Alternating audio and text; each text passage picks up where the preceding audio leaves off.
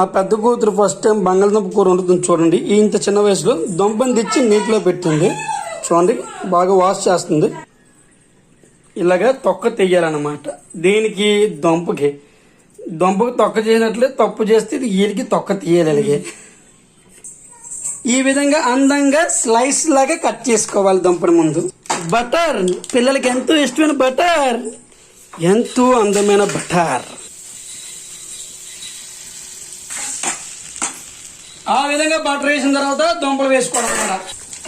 ఏగనీయమ్మా ఈ దుంప, ఇంట్లోని దుంప, ఏగవే మా దుంప, బంగాళదుంప.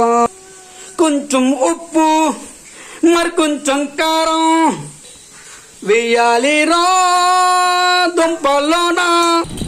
బటర్ బంగాళదుంప రెడీ. ఎంతో టేస్ట్ అయిన బటర్ బంగాళదుంప.